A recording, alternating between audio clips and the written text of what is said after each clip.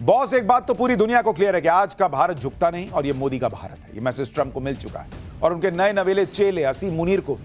पिछले दिनों मैंने आपको बताया था कि मुनीर और उसके लोग भी पाठशाला देखते हैं और पाठशाला देखकर खौफजदा भी हो जाते हैं। पाठशाला की एक्स्ट्रा क्लास में अब उसका नेक्स्ट लेवल चैप्टर दिखाता हूं। भारत में फिल्म धुरंधर ने कमाई के सारे रिकॉर्ड तोड़ दिए, तो वहीं पाकिस्तान में इसको लेकर गजब का खौफ चल रहा है। वहां के लोग गूगल कर करके पूछ रहे हैं कि भारतीय सिनेमाघरों में से धुरंधर कब उतरेगी। लेकिन बॉस, बात धुरंधर और रहमान डकैत तक की नहीं है। मुनीर और उसकी आतंकी आर्मी को मार्च का डर सता रहा है।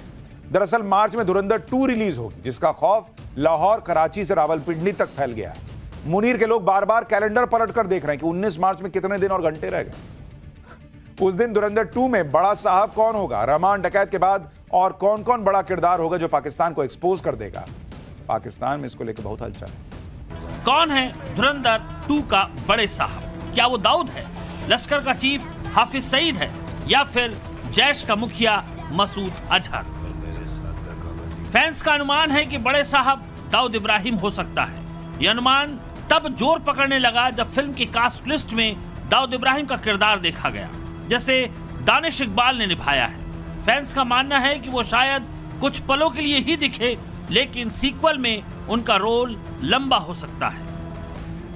सैंक्शनिंग ऑफ रशिया एक्ट 2025, जिसके तहत भारत, ब्राजील और चीन पर 500% का टैरिफ लगाया जाएगा। ऐसे में तीनों देशों को अमेरिकी निर्यात पर 500% का अधिक कर चुकाना होगा। ये सिर्फ इसलिए क्योंकि भारत, चीन और ब्राजील रूस से सस्ते दामों पर कच्चा तेल खरीद रहे हैं। आप ये भी समझिए कि ट्रंप को यह बिल लाने की जरूरत क्यों पड़ी, यानी अपने पास टैरिफ लगाने की बेतहाशा पावर बढ़ाने वाला बिल। तो वजह है ट्रंप के टैरिफ प्लान के विरोध में कोर्ट केस। ब्लूमबर्ग के मुताबिक ट्रंप शासन के खिलाफ, प्लान के खिलाफ कोर्ट में करीब 1000 केस दर्ज हुए। इन केसेस में अमेरिकी राष्ट्रपति ट्रंप की तरफ से लागू किए गए टैरिफ को चुनौती दी गई है। आपको यह भी बता दूं कि ट्रंप ने टैरिफ लागू करने के लिए अपने इमरजेंसी पावर्स का इस्तेमाल किया था।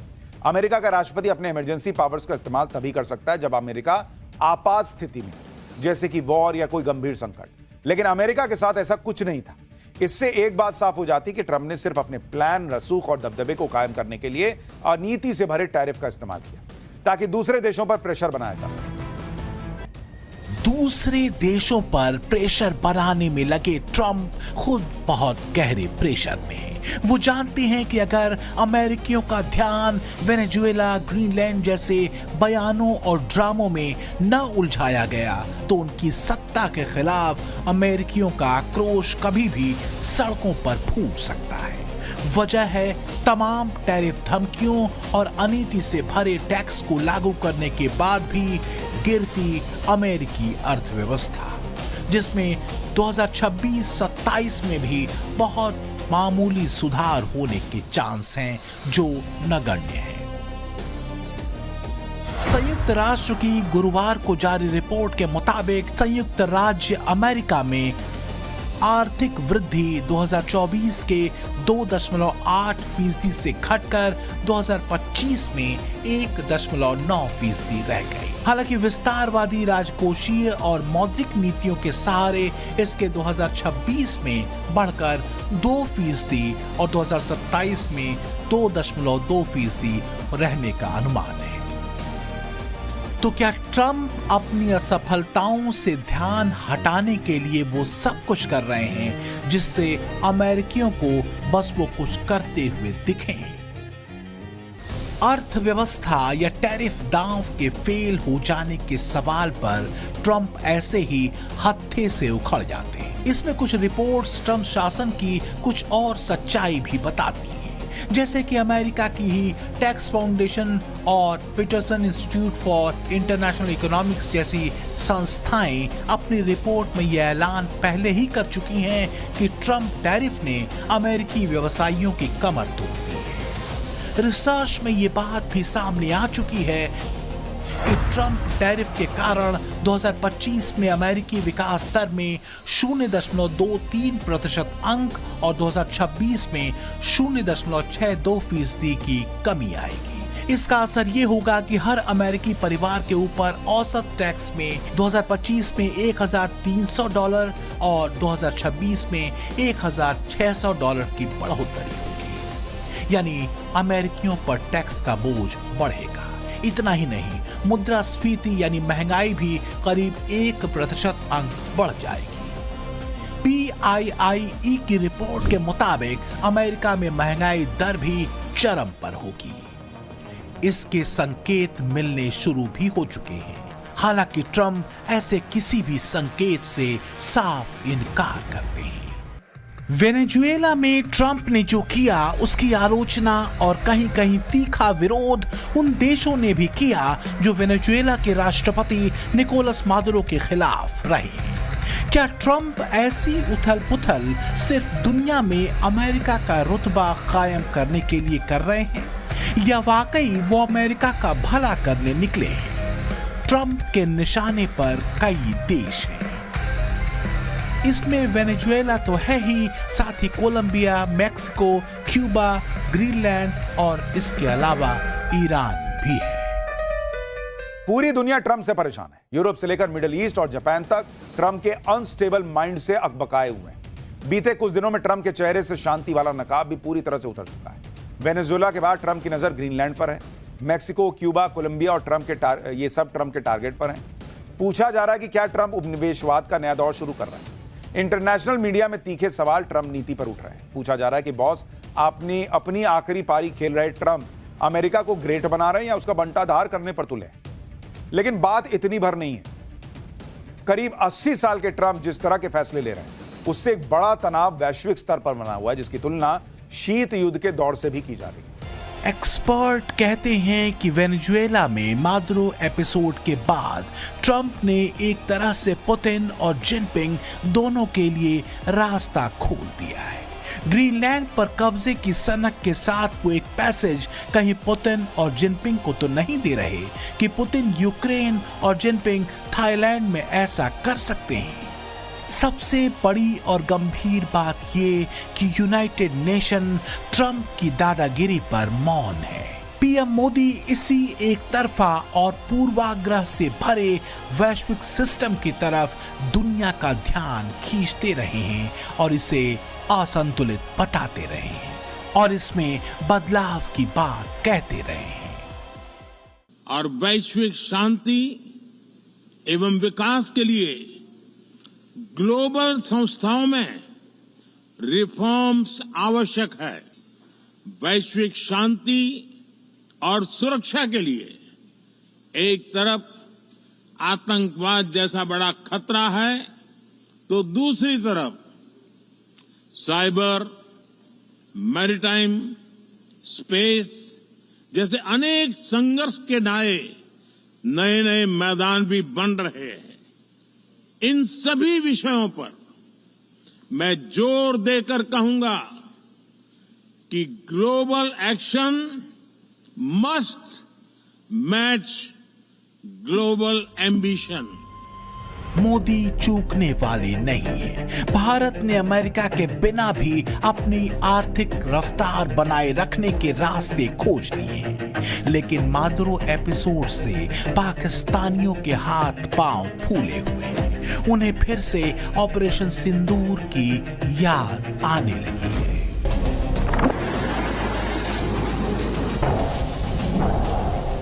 पाकिस्तानियों की घिघी इसलिए भी बंधी हुई है क्योंकि वो अपने फील्ड मार्शल मुनीर की असलियत जानते हैं। वो जानते हैं कि ऑपरेशन सिंदूर में भारतीय सेना से बुरी तरह पिटने और तबाही झेलने के बाद भी कैसे उनके जनरल ने खुद ही अपनी वर्दी में सितारे टाके।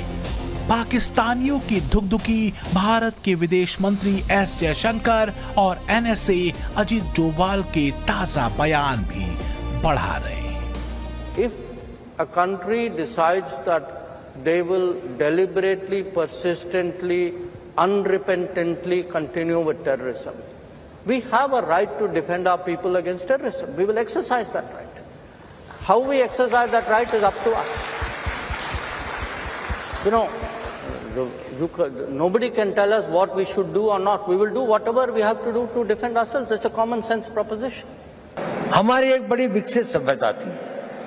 हमने किसी के मंदिर नहीं तोड़े, हमने कहीं जाकर लूटा नहीं, हमने किसी बाहर के लोगों के ऊपर आक्रमण नहीं किया, जबकि सारी दुनिया बहुत पिछड़ी थी। परंतु क्योंकि हम अपनी सुरक्षा और हम अपने आप को समझ नहीं पाए कि हम को क्या खतरे हैं, हम उनके प्रति उदासीन रहे, तो हमें इतिहास ने एक सबक सिखाया। क्या हमने वह सबक सीखा? क्या उस सबक को हम याद रखेंगे? अगर आने वाली पीढ़ियां उस सबक को भूल जाएंगी तो ये इस देश का सबसे बड़ा ट्रेजेडी होगी। बस अब यही ट्रेजेडी नहीं होने देनी है। भारत जाग चुका है। नया भारत देख रहा है कि आज की रफ्तार, आज की गति को पाने के लिए अंग्रेजों की गुलामी और उससे पहले विदेशी आक्रांताओं के सांस्कृतिक और धार्मिक हमलों से उसे गुजरना पड़ा है। हजारों वर्षों का संघर्ष नए भारत की सफलता में तब जाकर बदला है। इस नए भारत के तोड़ने की साजिशें कई स्तरों पर हैं, जाति द्वेष से लेकर धर्म भेद तक। इसलिए सावधान होना जरूरी है। रिलीजन के नाम पर देश के बंटवारे को सही बतलाते हैं। जरूरी है कि हम सावधान रहें। हमारी सेना में देश के कोने कोने से आए लोग हैं। हर धर्म, हर जाति के सैनिक हैं। हम यूनिटी इन डाइवर्सिटी, विविधता में एकता की एक मिसाल है। हमें अपने इस सेक्युलर कैरेक्टर को कायम रखना है। नया भारत, मोदी का भारत, 140 करोड़ भारतीयों के संकल्प का भारत, अपने स्वाभिमान से समझौता करने वाला नहीं। फिर चाहे सामने ट्रंप हो या कोई और, नए भारत ने अपना लक्ष्य तय कर रखा है। वो न पीछे हटने वाला है, न ही टिकने वाला। लेकिन सच ये भी है कि सावधान रहना जरूरी है, क्योंकि दुनिया में साजिशों का दौर है और नए भारत की रफ्तार कई चेहरों की नींद उड़ाए हुए है। ब्यूरो रिपोर्ट, टाइम्स नाउ, नव भारत।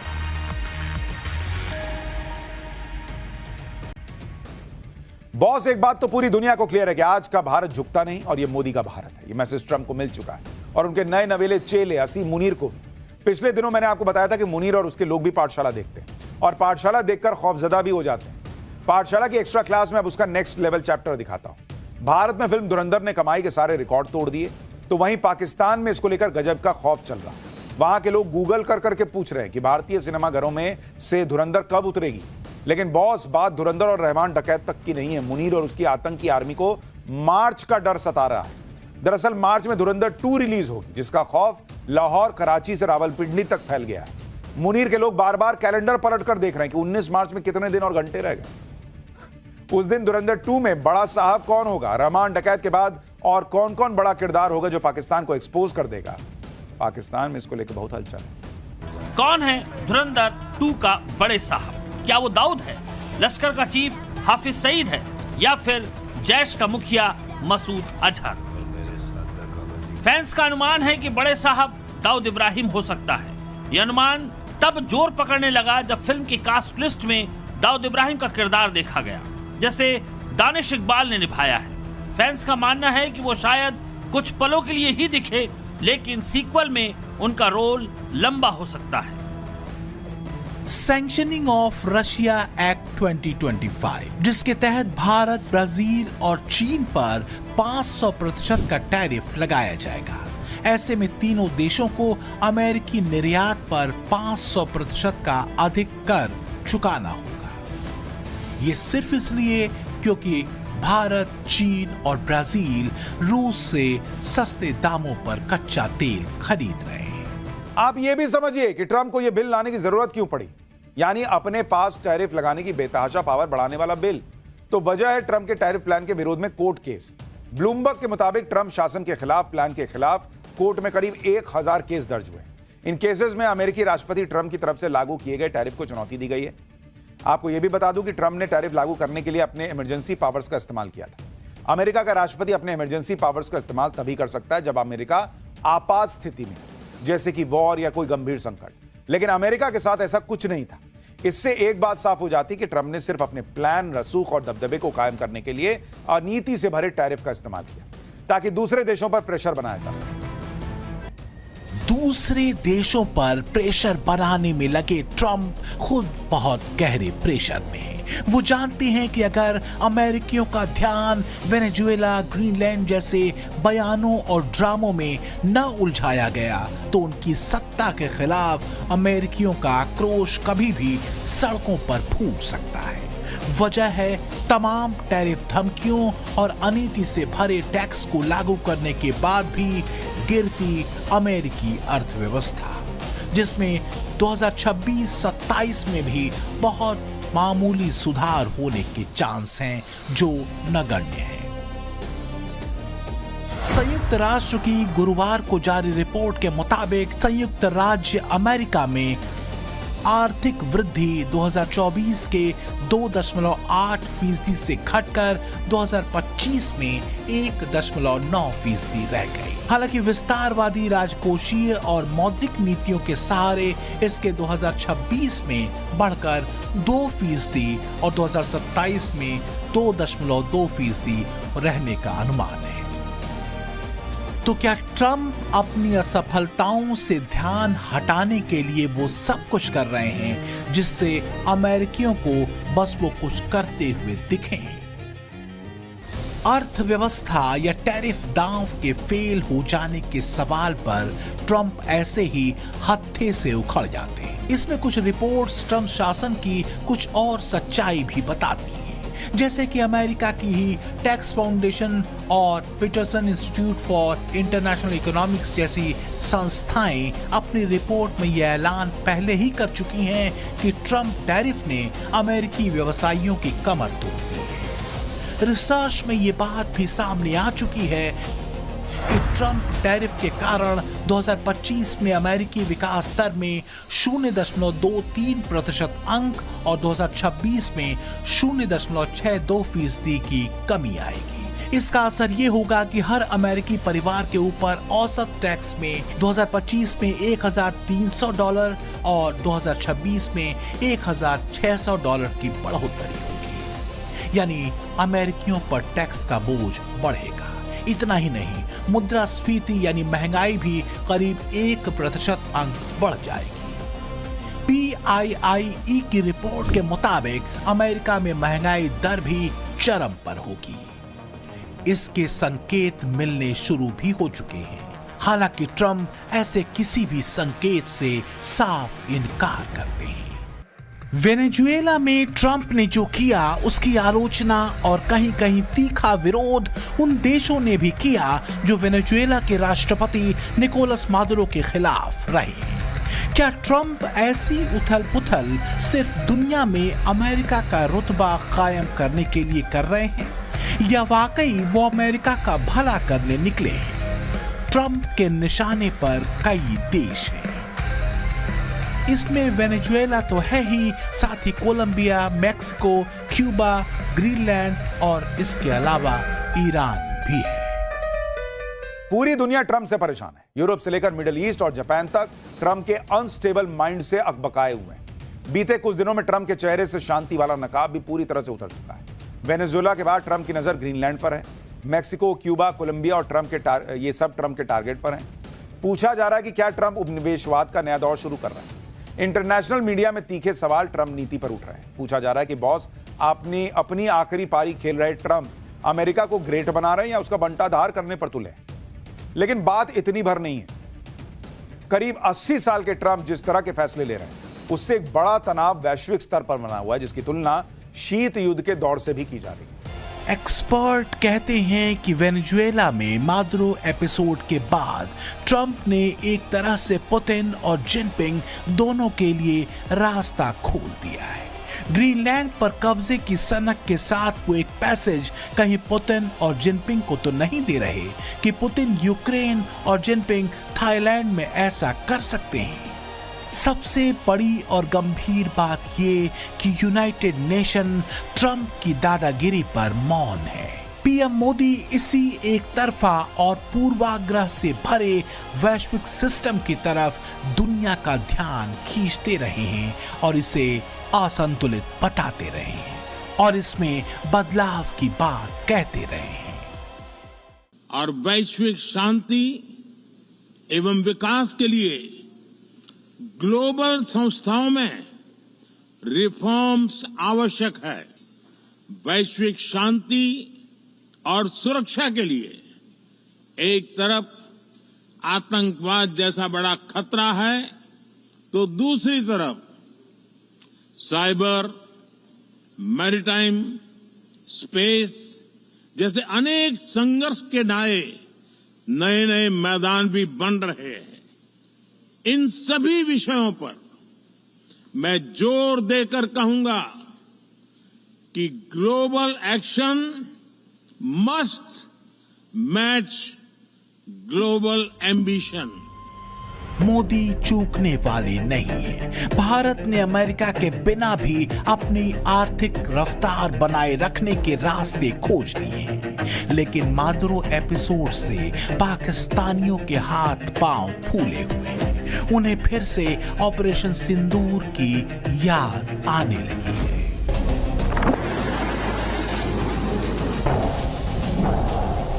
पाकिस्तानियों की घिघी इसलिए भी बंधी हुई है क्योंकि वो अपने फील्ड मार्शल मुनीर की असलियत जानते हैं। वो जानते हैं कि ऑपरेशन सिंदूर में भारतीय सेना से बुरी तरह पिटने और तबाही झेलने के बाद भी कैसे उनके जनरल ने खुद ही अपनी वर्दी में सितारे टाके। पाकिस्तानियों की धुकधुकी भारत के विदेश मंत्री एस जयशंकर और एनएसए अजीत डोभाल के ताजा बयान भी बढ़ा रहे हैं। If a country decides that they will deliberately, persistently, unrepentantly continue with terrorism, we have a right to defend our people against terrorism. We will exercise that right. How we exercise that right is up to us. You know, nobody can tell us what we should do or not. We will do whatever we have to do to defend ourselves. It's a common sense proposition. हमारी एक बड़ी विकसित सभ्यता थी। हमने किसी के मंदिर नहीं तोड़े, हमने कहीं जाकर लूटा नहीं, हमने किसी बाहर के लोगों के ऊपर आक्रमण नहीं किया, जबकि सारी दुनिया बहुत पिछड़ी थी। परंतु क्योंकि हम अपनी सुरक्षा और हम अपने आप को समझ नहीं पाए कि हम को क्या खतरे हैं, हम उनके प्रति उदासीन रहे, तो हमें इतिहास ने एक सबक सिखाया। क्या हमने वो सबक सीखा? क्या उस सबक को हम याद रखेंगे? अगर आने वाली पीढ़ियां उस सबक को भूल जाएंगी तो ये इस देश का सबसे बड़ा ट्रेजेडी होगी। बस अब यही ट्रेजेडी नहीं होने देनी है। भारत जाग चुका है। नया भारत देख रहा है कि आज की रफ्तार, आज की गति को पाने के लिए अंग्रेजों की गुलामी और उससे पहले विदेशी आक्रांताओं के सांस्कृतिक और धार्मिक हमलों से उसे गुजरना पड़ा है। हजारों वर्षों का संघर्ष नए भारत की सफलता में तब जाकर बदला है। इस नए भारत के तोड़ने की साजिशें कई स्तरों पर हैं, जाति द्वेष से लेकर धर्म भेद तक। इसलिए सावधान होना जरूरी है। रिलीजन के नाम पर देश के बंटवारे को सही बतलाते हैं। जरूरी है कि हम सावधान रहें। हमारी सेना में देश के कोने कोने से आए लोग हैं। हर धर्म, हर जाति के सैनिक हैं। हम यूनिटी इन डाइवर्सिटी, विविधता में एकता की एक मिसाल है। हमें अपने इस सेक्युलर कैरेक्टर को कायम रखना है। नया भारत, मोदी का भारत, 140 करोड़ भारतीयों के संकल्प का भारत, अपने स्वाभिमान से समझौता करने वाला नहीं, फिर चाहे सामने ट्रंप हो या कोई और। नए भारत ने अपना लक्ष्य तय कर रखा है। वो न पीछे हटने वाला है न ही डिगने वाला। लेकिन सच ये भी है कि सावधान रहना जरूरी है, क्योंकि दुनिया में साजिशों का दौर है और नए भारत की रफ्तार कई चेहरों की नींद उड़ाए हुए। ब्यूरो रिपोर्ट, टाइम्स नाउ, नव भारत।